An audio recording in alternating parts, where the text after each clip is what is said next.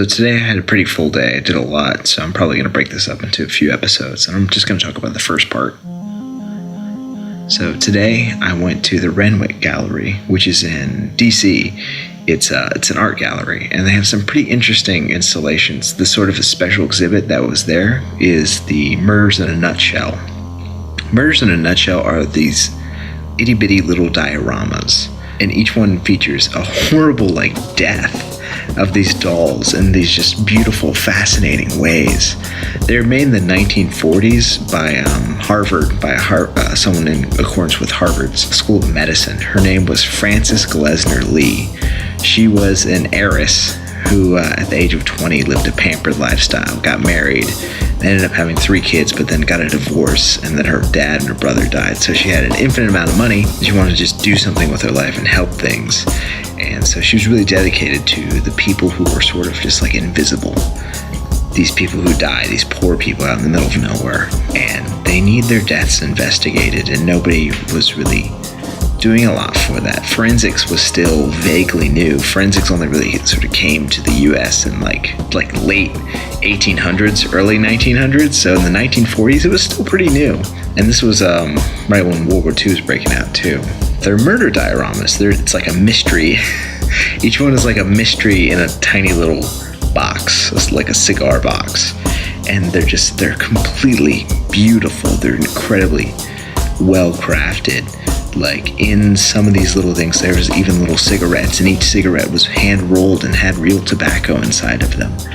And there was realistic blood spatter, get that right, from incidents involving guns. There was labels on all the boxes and things in the miniature pantries, and it was incredible, these things, the amount of effort and detail. And each one had a story behind it. There's a little report, witness statements, stuff like that.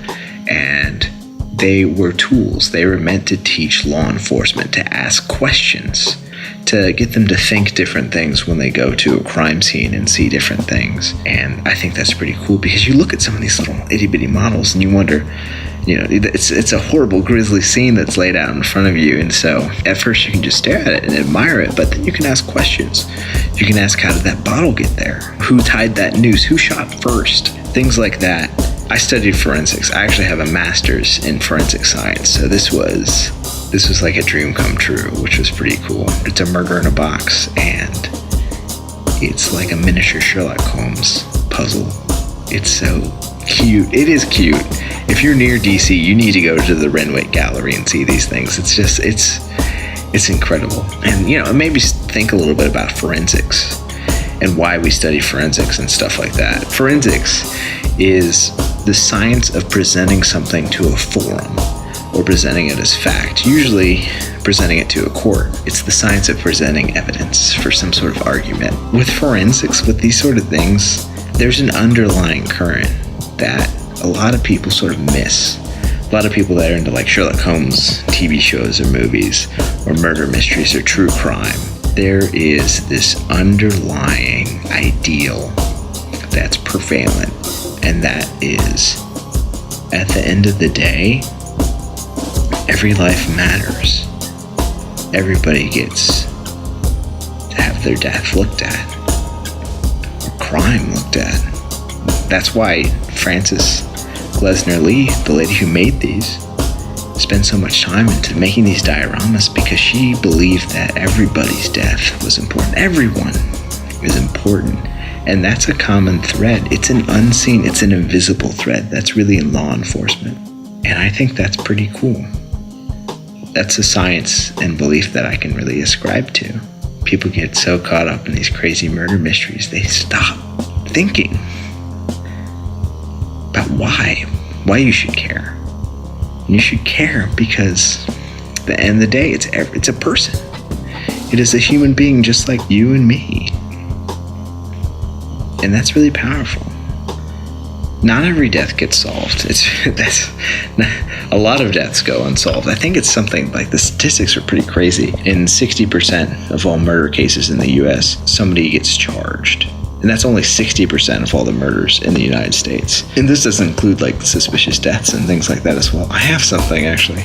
So this was given to me by a FBI agent, It's a 3D printed model of a human skull.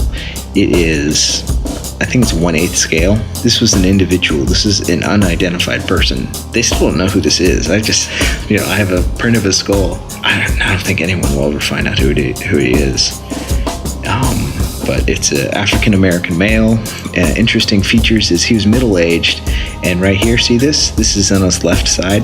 That's a huge abscess in his jaw. It was a tooth that rotted out so much it was just made this huge, just abscess and cyst. It's very, very recognizable. If somebody knew him in life, they would know that he had this abscess. And so it's this person that died, and they don't know how he died. They only found his remains. He was probably homeless, vagrant, but at the end of the day, forensics, law enforcement, they believe that he was worth, his life, his death was worth looking into so much that they would go this far as to make something like this, just try and make some 3D models of what he possibly looked like in life and investigate his death, because every life is important, and that's why every death is important. And that's why the galleries stay at the Renwick.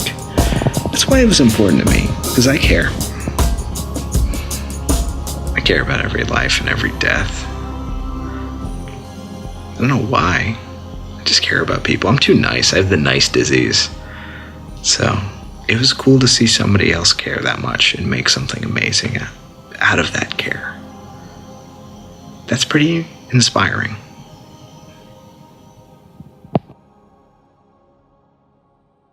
I also got more fan art today.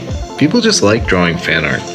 Some of it's really cool. Well, actually, all the fan art is really cool. It's really